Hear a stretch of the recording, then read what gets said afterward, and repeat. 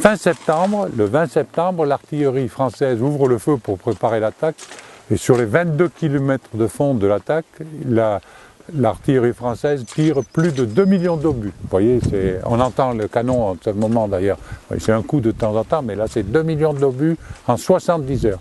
Et le 25 septembre, à 9h15 du matin, les troupes françaises partent à l'assaut. Le 23e régiment d'infanterie coloniale part à l'assaut, ici, pour conquérir cette position. Qu'ils arrivent à arriver le soir le 25 septembre à prendre, mais il a perdu plus de 1000 hommes.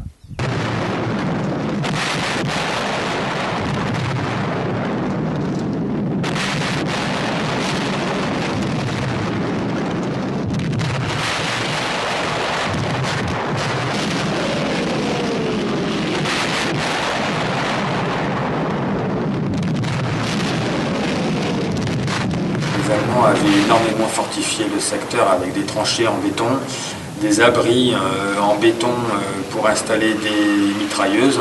Il y en avait un tous les 50 mètres et c'était quasiment impossible à prendre. He always sings jazzy music to his cattle as he swings back and forth in his saddle on a horse, pretty good horse at a syncopated gait. Les moments de calme sont excessivement rares.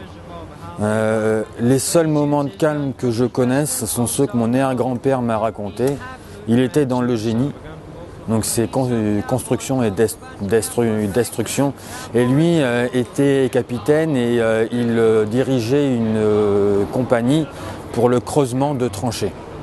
Et vous allez peut-être penser ça un petit peu étrange, mais avant tout c'était des hommes. Les soldats c'était des hommes. Il décidait à certains moments de dire stop, on arrête de se battre, on recreuse les tranchées et après on se retape dessus. Et mon arrière-grand-père avait écrit plutôt dans ses carnets que ça lui était arrivé d'aller voir dans les tranchées allemandes, de creuser avec les Allemands et les Allemands de venir avec lui creuser. Long little doggy, get along, little doggy, get along, little doggy, get along.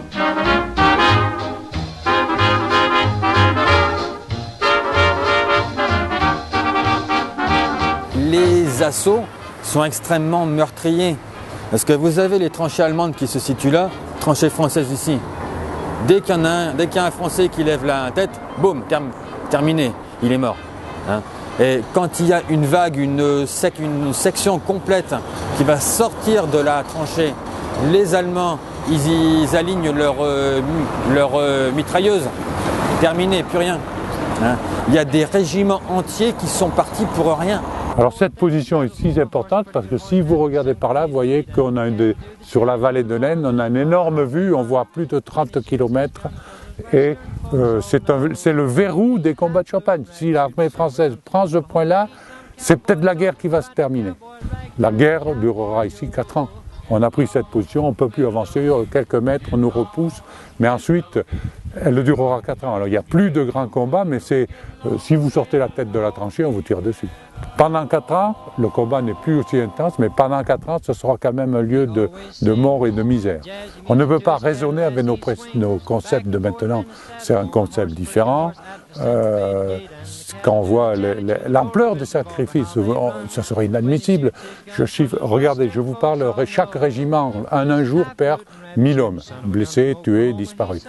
600 blessés, 200 disparus qui souvent sont morts aussi, et qui sont toujours sur le terrain, et 1000. Mais en Afghanistan, nous avons perdu 80 personnes, et ça a fait beaucoup de bruit.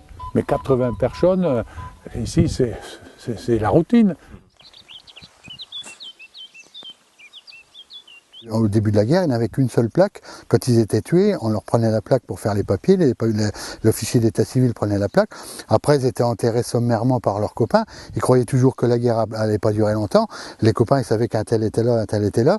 Sauf que quand on leur avait retiré la plaque, quand on les a retrouvés, non, on peut plus les identifier. Ils sont portés disparus ou non identifiés. Moi, mon grand-père, j'ai eu 2 grands-pères qui ont fait la guerre, oui, mais j'ai pas le temps de m'en occuper. Il y en a un qui était blessé, l'autre est revenu sain et sauf. Hein. Qu'est-ce que votre famille, votre grand-mère par exemple, vous racontait de la guerre?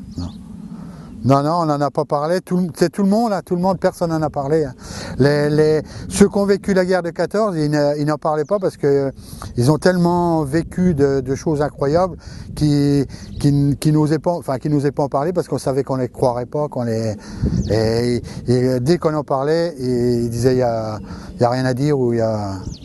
He always sings jazzy music to his cattle as he swings back and forth in his saddle on a horse, pretty good horse at a